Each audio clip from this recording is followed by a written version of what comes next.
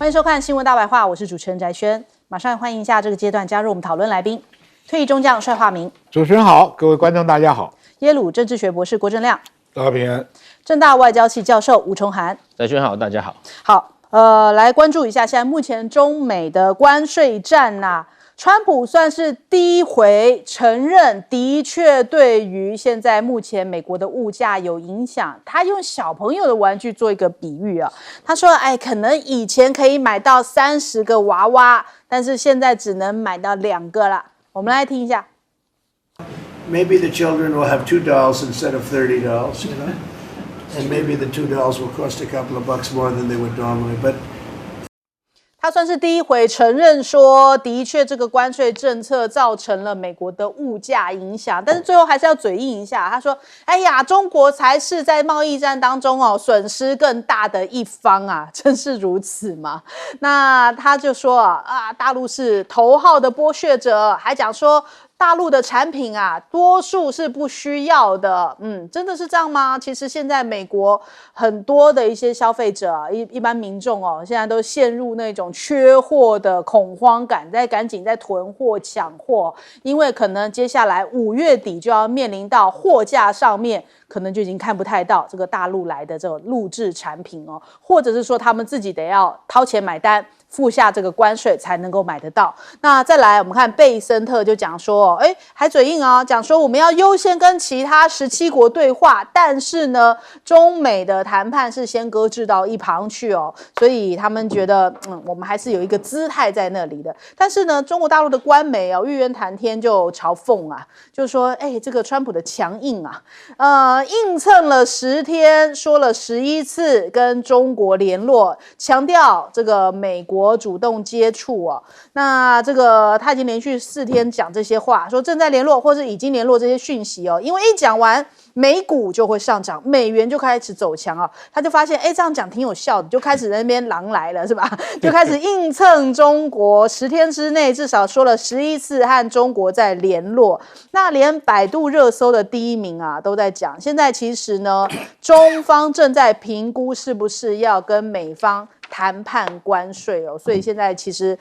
全球都在关注这个中美两强到底这个关税战谁会先低头，还是说这一场战这个胆小鬼的这种游戏谁会先这个认输。那再来看看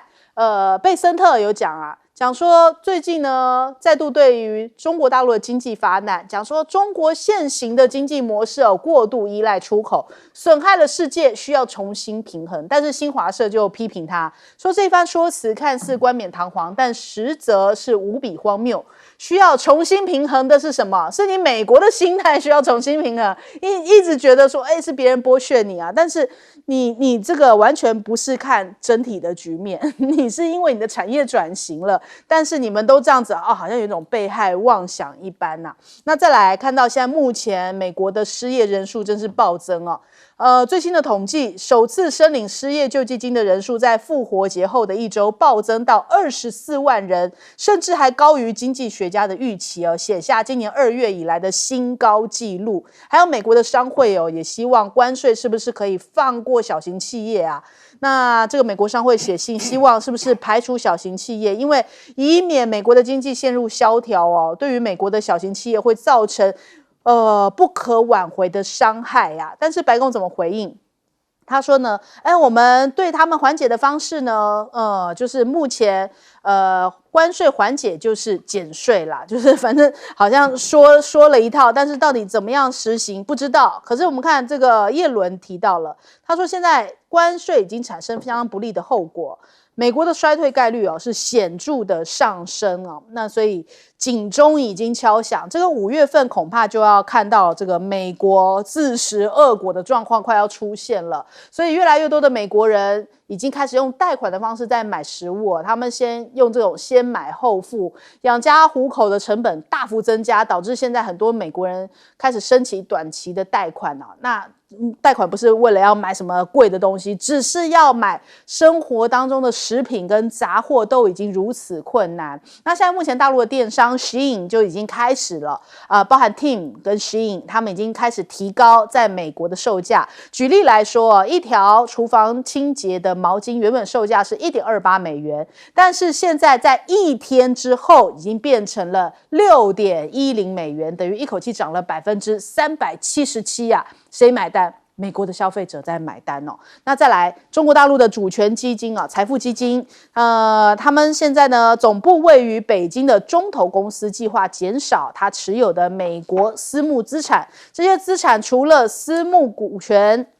投资之外，可能还包含了像是房地产以及基础建设的投资。这是他们现在开始减码对于美国这些持有的比重，因为美国已经看起来衰退在眼前了。但是呢，中国大陆却在5.1的时候看到了迎来全球的观光人潮哦。那这个5.1这个交通部呢，大陆的交通运输部数据显示，今年目前跨区流动量是3.4095万人次，比起去年的5.1假期增长了8%。而且呢，外国人来到中国大陆的中国游还有中国购哦，迎来了一波热潮。可能也是因为这个要避开关税哦，大家想说，刚好趁着这个假期来中国大陆买呀。那所以你看到今年统计的这个数字，5.1入境的订单量比去年同期大幅暴增。这个173%哦，所以其实你现在基本上去北上广深看到的外国人，可能比起这个中国人哦，不会少太多，你就知道这个买呀，多亏了川普哈。我们先来问一下亮哥，我这个外国人来华应该不是美国人啊，因为早就实施了，关税已经实施了，所以真的是来中国玩的啦。这个目前大概是这样的，因为玉渊谈天，他也说这个美方多次与中方联系了，那就关税双方要谈啊。可是中国商务部有出来表态，就说那个单方制裁没有取消，那是不可能的。所以立场还是很硬啊。那前天美国股市是最戏剧性，本来跌800点。结果这个消息出来，那收盘是涨的，你就知道现在川普几乎可以做事了啊，他可以随时做利多或利空啊，川普投顾公司啊，这个很麻烦啊。可是我跟你讲啊，现在当然有一些就是好像是好转，双方愿意谈这样的消息，所以金融市场就立即反应嘛。可是这个有点狼来了啦，就你真的接触结果就谈不出来啊。对，那我跟你讲，接下来会很麻烦，就是你这个久了，狼来了，那最后人家对你川普也觉得你根本就不会有结果嘛，这种悲观的情绪又会出来啊。因为我每天都有在看美股啊，美股现在的情绪又从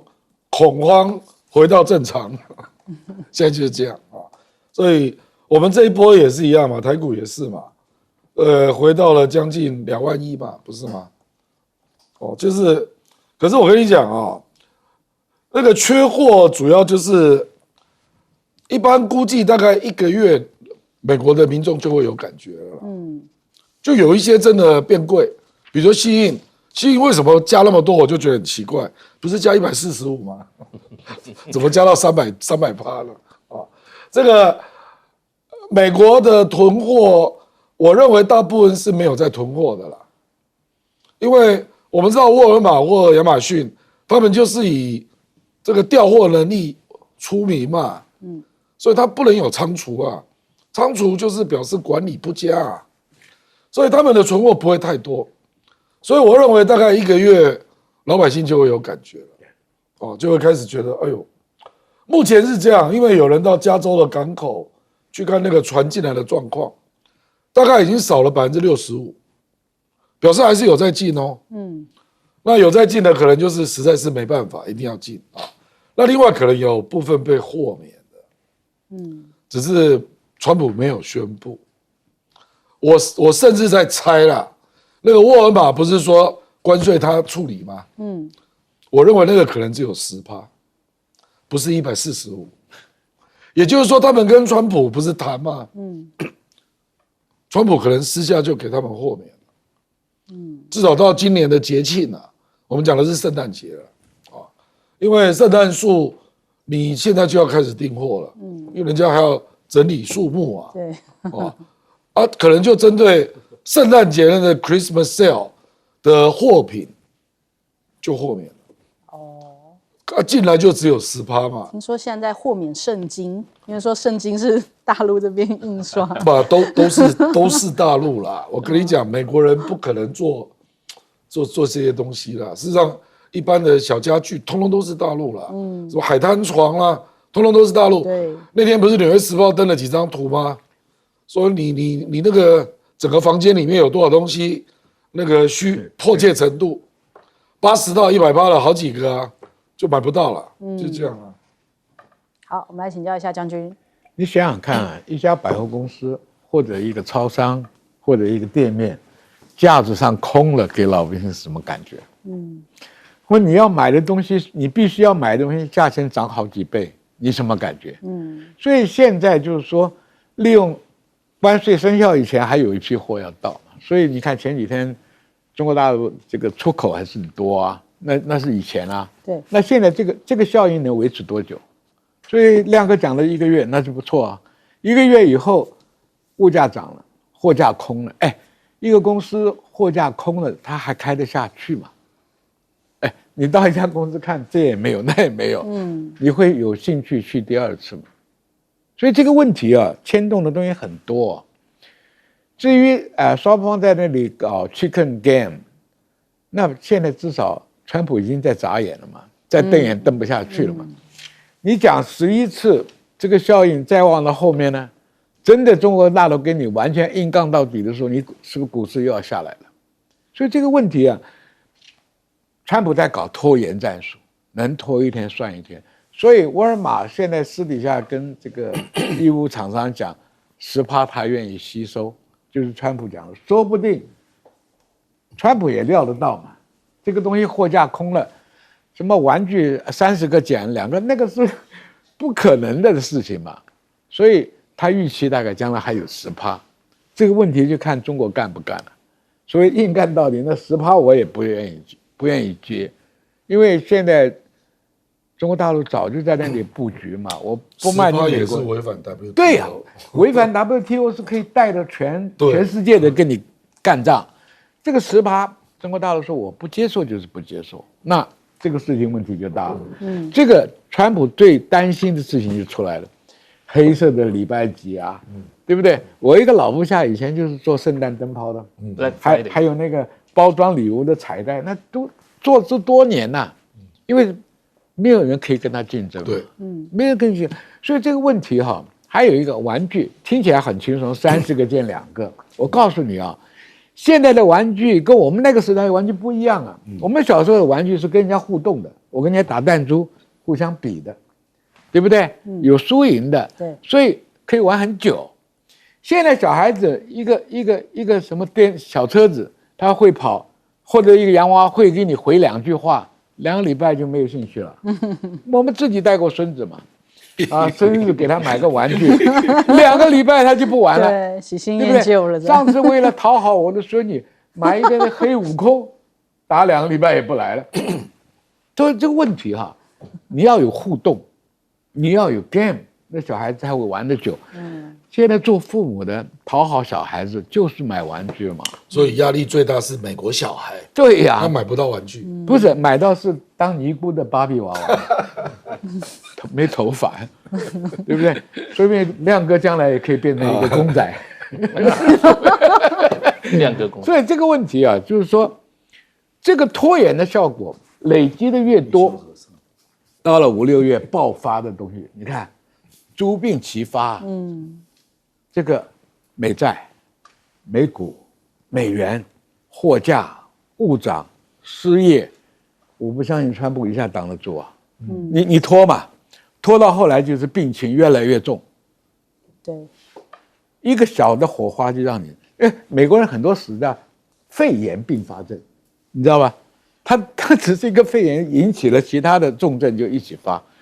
所以我觉得到6、7月看吧。啊！你现在嘴巴再硬，我看你能撑多久。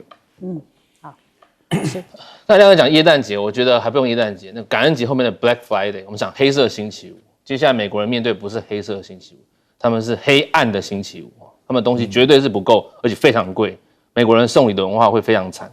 其实中国它是有备而来的，我们常在讲，它不是像一些唱衰中国衰败论说，哦，你都没准备，看到川普给你的恩惠不赶快磕头，你们会吃亏。没有，中国是有备而来的。为什么？我在讲其实谢峰就讲了他说他这一次的这两会里面就讲了，暮色苍茫看劲松暮云飞渡人从容。他用这个毛泽东的诗来解释，他其实也是呼应了这个王毅之前在慕尼黑讲的，他强任他强，清风拂山岗。他讲出来什么？是我们全国都准备好，从上到下比方说第一个，以领导人来看，他们认为川普这种所谓喊价式交易型的，你不要跟他随之起舞。相反的，习近平是非常沉稳，他有战略定力。因为他们学过第一次吃的第一次亏，就是在川普第一任的时候，对不对？海湖庄园，好兄弟，立刻变脸。那时候中国吃了亏了。从那之后，他们就开始准备了8年。他们知道说，你今天在喊价，你喊越高价，我越不跟你谈判。川普一直吸引来谈判，他就不出来跟你谈判。所以川普一说，我等你电话I'm waiting for your phone call， 我不跟你谈判，为什么？第一次你就这样糊弄我了嘛。所以他们在这个两个领导人的特质上面是展现完全不同，一个是积极在那边出拳，一个是谋定而后动。第二个我们要看的是，其实北京这一次他们从上到下，我讲的，特别像这些零销商西引天幕，他们告诉了你们，现在之前的外销，现在好像转内销，我们从内销开始刺激内需，我们把这个关税的压力减到最小。这一点，最近的这个 Foreign Affairs 他出了一篇嘛。他说中国如何 arm itself against the trade war， 他说他怎么样去对抗这个美国的这个关税战，从这个所谓出口转内销看得出来。还有呢，中国在法律上也很多，包括他制定了反外国制裁法。他说你之前那些国家把我们这个设定这个对华清单放到实体清单的，我们一个一个来，你要对我可以，我也可以对你。所以华为那时候美国把你放在实体清单嘛，我们也可以对你。所以反外国制裁法是一个。出口管制法，中国也订立了出口管制法，就针对它出口的品项，方方面面都要进行控管。所以在法令上面，他们也准备了。最厉害，他们还有什么？他们也准备对于出口到美国大豆啦，农粮产品，他们也准备，因为他们当然很多美国卖过来的东西，它可以科关税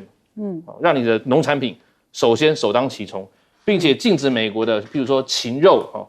这个 chicken 还有一些电影输入。我也打击你，甚至他说他们喊话暂停我们合作的这个芬太尼，所以我想这一次中国大陆的底气展现得很足哦。我们不是喊说这个中国没有底气，其实方方面面他们都在告诉自己的人民，就算再差，我们就勒紧裤带跟美国来玩一场。许多国家先磕头了嘛，对不对？问题是中国没有要磕头的倾向，他要赌什么？赌谁撑得久。接下来就像讲的嘛。你年底来了，感恩节、耶诞节，你东西缺的时候，价格一上涨，你川普政权你会首当其冲，你必须解释。所以川普在里面讲了嘛，你的娃娃少买几个，因为变贵了，对不起他不会说对不起，他只说娃娃会变贵了。再来说什么？可是中国最输，但很多船开了一半转回去了，对不对？他一直在告诉他的激进的选民说，你要相信我们要撑下去。问题这样是个持久战，谁撑得久，现在还未定论。好，我们先休息一下，广告之后马上回来。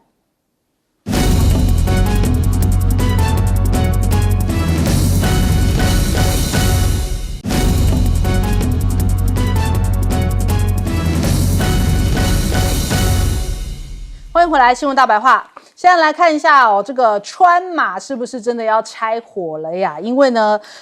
马斯克在昨天出席了这个内阁会议啊，应该是说美国时间的4月30号，那台湾时间的5月1号。那出席的这个会议呢，好像是一场告别，就是跟大家说，这个接下来他可能要重心要转移到他自己本身的这个事业上头了。那川普也说了一番话，讲说，只要你愿意随时可以留下来，给予他高度肯定。但是听起来这当中这有点微妙，我们来听一下他怎么说。But you have been treated unfairly. But vast majority of people in this country really respect and appreciate you, and this whole room can say that very strongly. You've really been a tremendous help. You opened up a lot of eyes as to what can be done, and we just want to thank you very much. And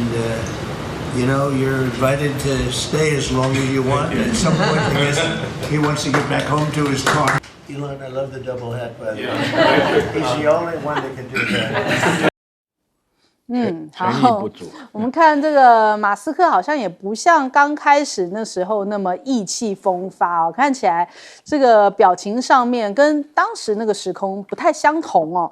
但是呢，你看这个川普的话，他说：“哎，你可以留在这，不过他可能更想回家去看他的车了。”是不是这一句话就是我是留你留个表面，你可能是很想回去啦，也没有给你留后面的路哦。所以人家讲说这个话中带话的感受。那再来，现在川普的内阁真的是变动很大，除了马斯克准备要离开之外呢，这个安全顾问沃兹也被这个是不是被离职啊？他现在转任到联合国大使，那他原本的国安顾问的这个职务是由卢比奥来暂代哦。那这代表说，这可能是为了之前的这个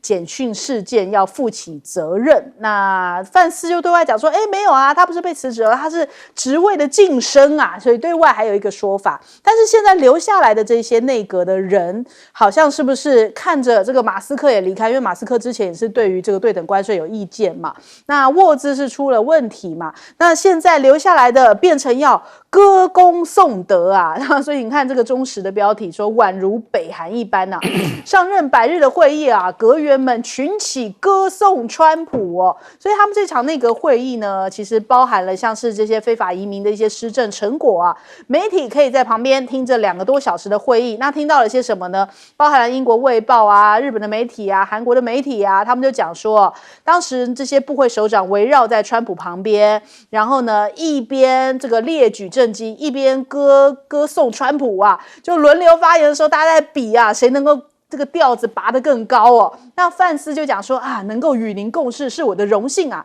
司法部长邦迪就说，您上任的100天超越了历任所有美国总统，感谢您啊，让这个川普满意的点头回应。这个画面就让大家讲说，是不是有一点北韩化了哦？所以有一些社群媒体就讲说，为了纪念这个川普第2任热职的100天召开的内阁会议，更像是北韩领导人金正恩忠诚支持者的聚会哦。所以被英国卫报的一些评论家这样子来做一些这种评论啊，所以现在是不是已经这个美国变了？那再来这个特斯拉这边。是不是马斯克好像想回去也不见得容易，因为特斯拉觉得说你把这个有一些股东哦、董事会的人哦，就是觉得说是不是你都没有好好顾好这个特斯拉，已经传出来要另觅 CEO 哦，那马斯克要面临双下岗嘛，就是从 Doge 离开，也要从特斯拉离开嘛，遭到了逼宫嘛。现在目前这个特斯拉哦，赶紧出来否认，但是《华尔街日报》是说有掌握到一些这种消息人士这样的说法，所以投资人对于马斯克不满，股价狂跌，打算要把他给换掉他，大概在1个月前就已经开始在找接替的人选了。那现在面临到的其实是中国大陆的电动车的强劲的竞争。我们常常在讲比亚迪、华为，其实就连小鹏在4月份的交付量都增加了273% 哦，所以特斯拉当然笑不出来啊，因为这个一个一个的对手啊，都已经跟他这个等于说他原本都看不上对手，他本来连比亚迪都看不上了，但是现在一个一个都是等于说碾压他而过，所以特斯拉面对到非常强劲的竞争。那不只是电动车，看起来美国没有占上风，就连这个光刻机，我们看到今天最新的一个消息哦，大陆中科院的上海光学精密机械研究所也传出了，就前艾斯摩尔的首席科学家林楠哦，率领研究这个绕过了2氧化碳激光，使用固体激光器的技术，成功开发出 LPP EUV 光源哦，已经达到了国际的领先水准哦。这对于中国大陆的国产晶片还有自主研发光刻机哦，具有重大意义跟突破。那黄仁勋最近甚至在讲啊，其实大陆的 AI 竞争哦，没有落后美国，他点名华为是最难对付的科技公司之一哦，所以其实这个要美国，他当然在川普面前讲还是这个吹捧了一下，但是也提出说不能小看在 AI 这个领域中国大陆的一个实力哦。那还有这个连空巴现在呢就是要交付给美国的航空公司哦，他们讲说可以啊，那但是关税你们付，就是空巴也讲得这么明哦，就是连美国的航空也不是很想要用波音，要买空巴，空巴就说那你就要自己付，甚至还有一些欧洲的联航啊，也不想买波音，现在考虑要去买这个 C919， 让美国的议员很跳脚，就说哎呀不可以啊，不可以去买大陆的客机啊，所以现在波音也是哦，这个命在旦夕。我们先来问一下亮哥怎么看？我觉得马斯克是被迫离职了。这个一方面当然是现在联邦员工被他干掉了，大概有12万。那你知道吗？那个特斯拉的销售点几乎每个礼拜都被纵火，在美国各州。然后特斯拉股价从480一路跌嘛，现在200多嘛，所以已经有各种声音了，说要要把 CEO 换掉。就你这样干怎么办呢？那他虽然选了一个 CEO 啦，可是大家都不认为有人能够接替马斯克的位置啦，因为马斯克就是个天才嘛。那很多东西，科技的东西啊，领导人不一样就整个不对了啦。所以我觉得他真的就是要回去救特斯拉。那还有第二个其实也蛮重要的。他事实上政府效率部就 DOJ， 事实上并没有如宣传中那么传奇啦。因为《纽约时报》最近他登了一系列在爆他的料嘛，说恐怕要减1个0啊，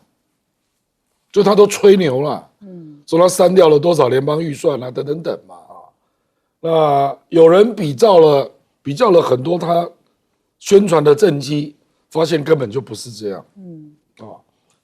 就是他吹牛太过了。那而且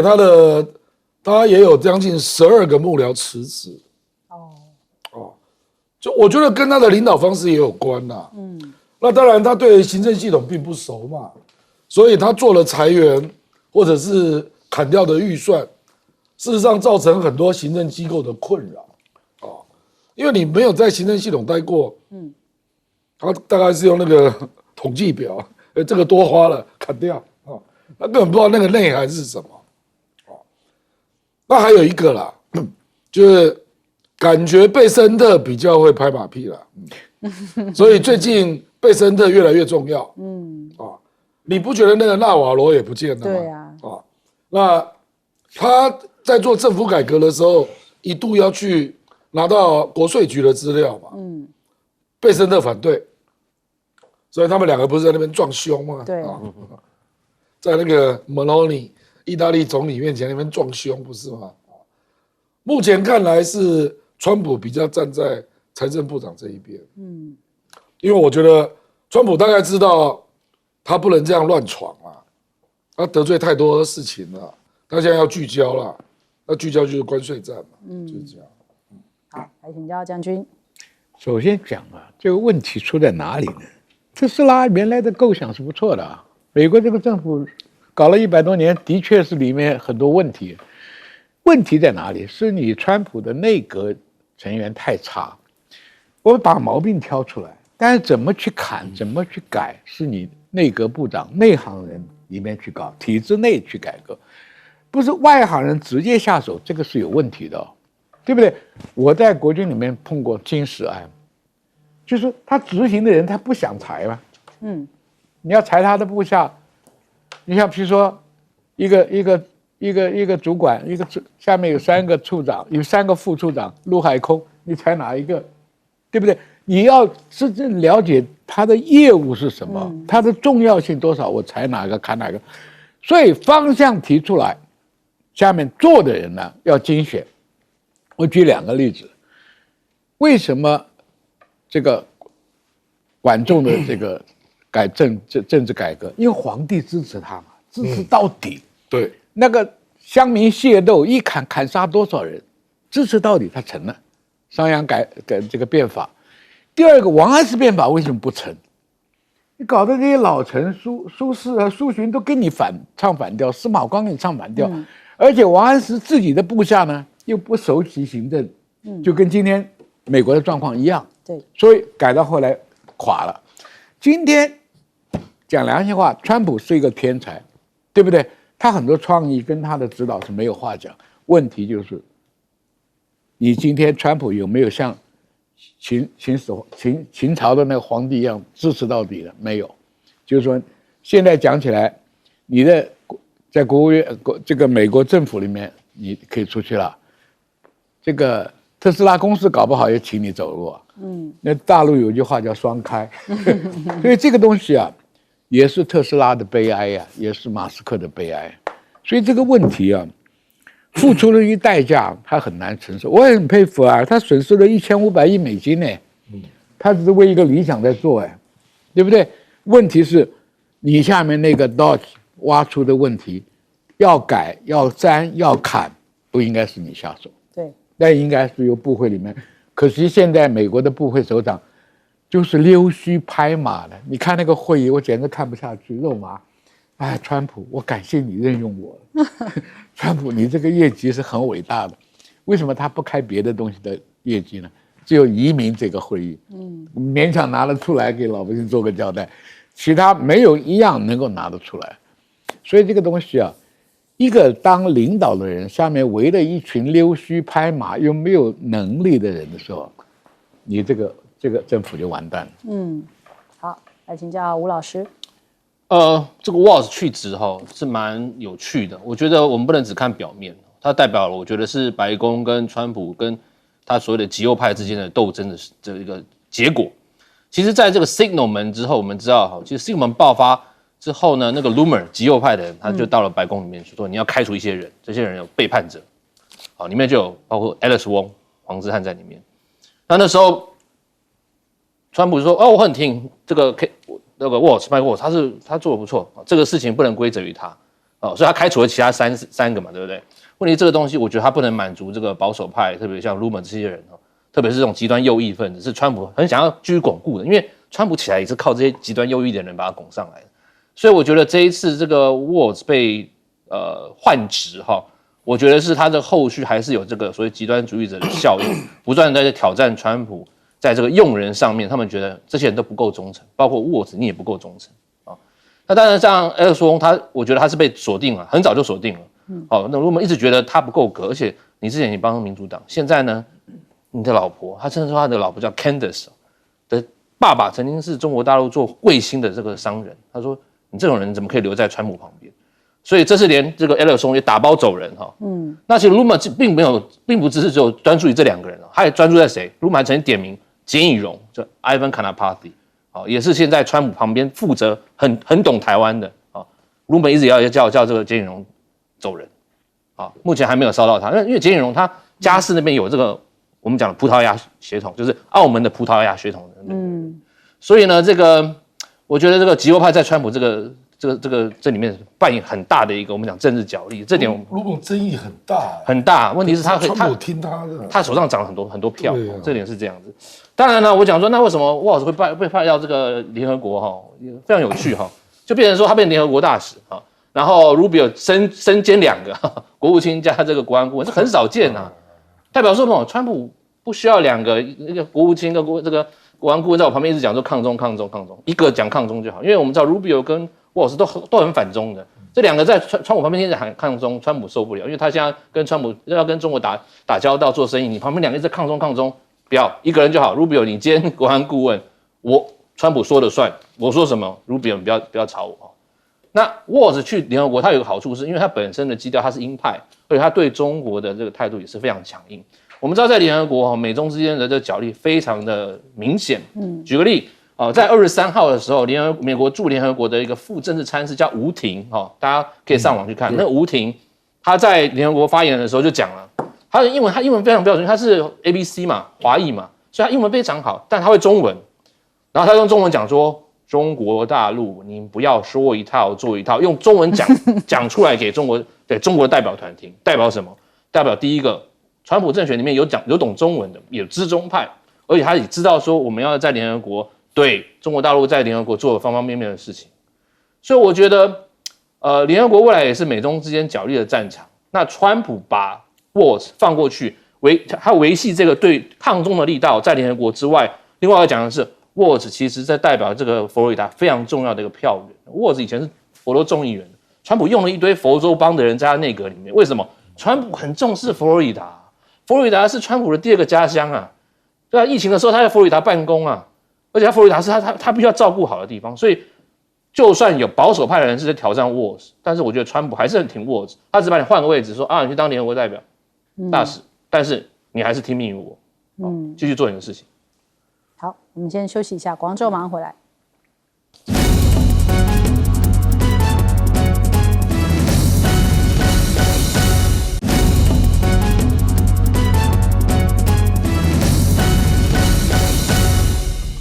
好，我们看到现在反川哦，其实不光是这个世界各国，连本身美国内部的一些媒体都已经是加强了对于川普的批判了。那我们看这个 ABC 对于这个川普的专访啊，当时可能是问到这个火药味很浓哦，甚至让这个川普当场破防啊，还直接骂了这个 ABC 说你们是假新闻啊。我们来听听。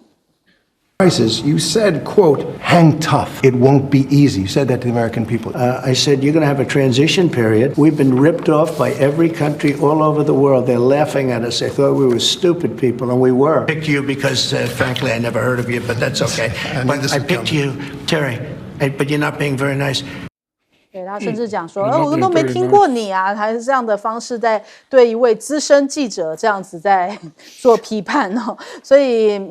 就是反正这个百日专访已经变成了大型的爆气秀的这种现场了。那再来 ，CNN 对他也很不客气哦，就细数他就上任以来不断说谎，涉及了包含了通膨、贸易、税收、俄乌战争、移民、外交，还有中国大陆以及性别问题哦。那他这样子，说谎超过了100次，这个结果还讲说这只是冰山一角，其实他总是变来变去的，大家全世界看的也就是已经习惯他这种变化了。那再来，我们看到了这个现在目前5月3号即将登场的几场的大选。是不是也是一个反川的选举的竞赛呢？那首先华盛顿邮报啊，他提到了川普好斗成性啊，似乎已经替这个澳洲工党籍的这个总理艾班尼斯啊，中间偏左政府拉抬了选情。澳洲公众似乎就像加拿大人一样，希望能够有一个直接应对川普的总理，也就是说对于川普比较强硬的，现在目前就是在选举上面比较占上风哦。那根据法新社4月30号的报道，由美军改造澳洲海军的这个安全协议面临到质疑，主要就是因为高昂的成本以及对于川普不信任啊，所以现在在澳洲是弥漫着对于川普的不信任感啊。那从加拿大到澳洲，川普的效应啊已经开始冲击到全球的选情哦。那澳洲的在野自由党的党魁杜登呢？杜登就被这个讲说是一个廉价版的川普，有这样的一个标签哦。那但是呢，对上了这个艾班尼斯，他是强硬的批评了这个美国的关税，所以现在看起来民调显示艾班尼斯的这个支持度是上升的，所以看起来对川普强硬，对川普批评，现在是目前他的选情比较占上风。那再来。新加坡呢，同样也是5月3号要举行大选。那因为这个川普掀起全球的这个关税战嘛，所以呢，新加坡他们现在也是持续在主张着这个，像是黄循彩还有讲说会维持稳定的领导团队来争取光明未来。那其实这样看起来也是反映出来选民对于这个对川普应对较为强硬，或者是这样子捍卫自己本身立场的人是较有好感度的那李显龙甚至还讲了一番话，没有这个外国人没有权利来干预新加坡的事情，我们也来听一下。外国人没有权利、没有理由干预新加坡的事。新加坡的政治是新加坡人的事情。外国人，谢谢你，我们不需要你们的帮忙，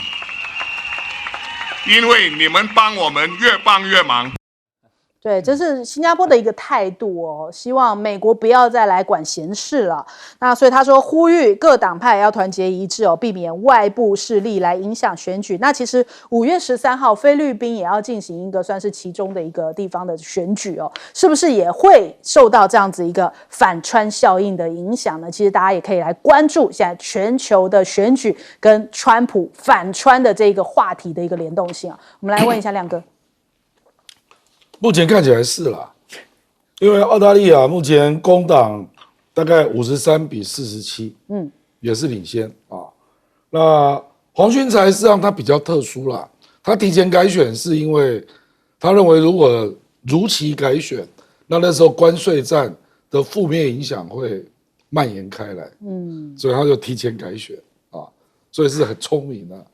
5月3号嘛啊，那菲律宾那个也是一面倒。就是小马可斯现在民调跌到25，那萨拉杜特地大概有56，那因为他是国会改选，不是总统本身啊，可是可能会冲击到小马可斯的国会席次啊，所以整体讲就是隐隐约约都有反川呐，都是这个味道啊。那小马可斯恐怕接下来受到国会的制约啊，就不能够那么任性了，就一直在杠中国大陆嘛，对不对？那我觉得这个实在是没办法了，因为川普打地图炮嘛，而且他又不是简单的10%，他很多都是，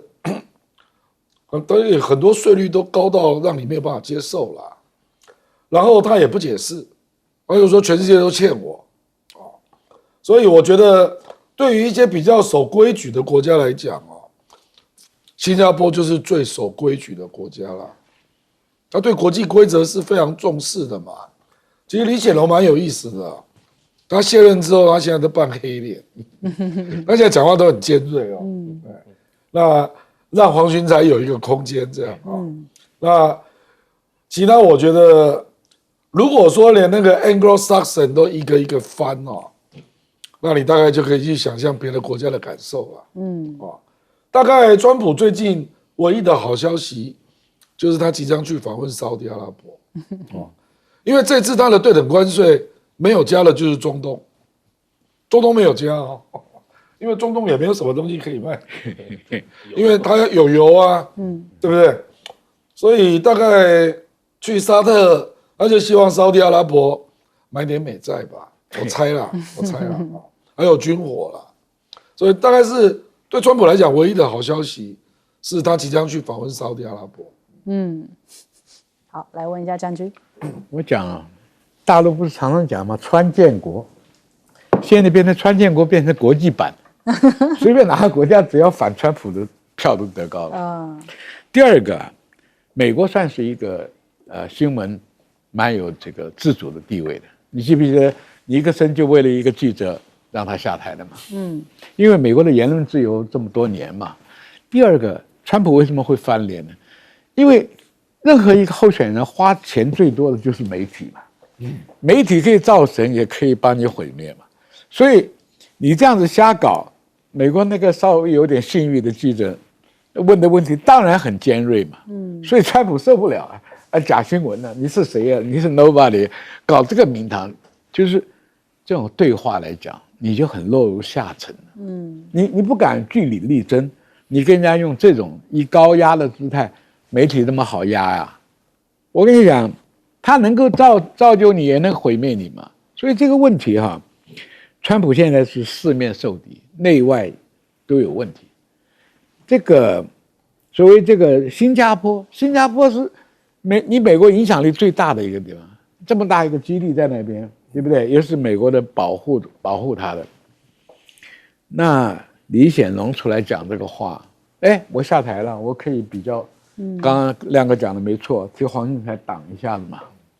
第二个讲澳洲凭良心讲，他在南太平洋里面，只要维持一个传统前舰就可以防卫自己了嘛。澳洲并没有领土扩张的野心嘛。对，所以当初跟法国买的这个传统潜舰有 fuel cell 足够满足它的军事需求，美国 NB 的去买核能潜舰对，但是核能潜舰里面照理讲，美国是一个造核能潜舰经验很丰富的国家，但是那个价格可能让澳洲吃不消，因为美国的军售武器里面那个腐烂跟那个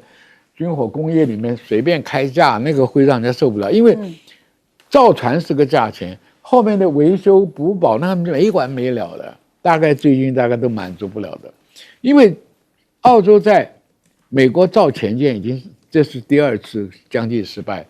第1次是要制造卡林顿级的，结果美国传统潜舰做不出来，澳洲投资了吃了亏了，这一次又搞得不舒服。换句话说，美国最 close 的朋友大概都已经离心离德了。好，来请教吴老师。这个啊，我觉得川普杠媒体这个我们可以仔细看，他挑 ABC， 他是有他的目的，因为我们知道川普的支持者，他始终那种所谓的反智型川粉，他们是不相信媒体，也不相信精英，他们不相信科学家，他们甚至都不看主流媒体。你知道他早期在看什么 War Room， 看班农那些东西出来的，他们要看媒体，都看 Fox News 所以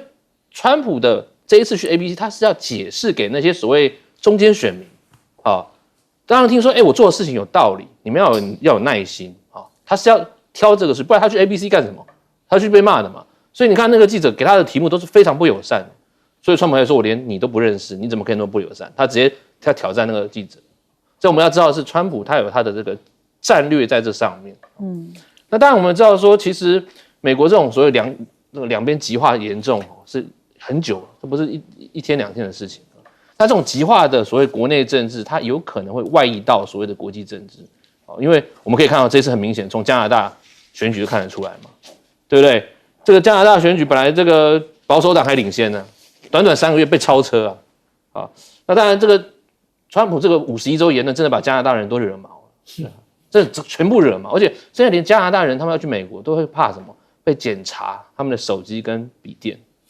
加拿大人他们现在进美国都会被检查手机跟笔电，看你有没有什么反川的言论，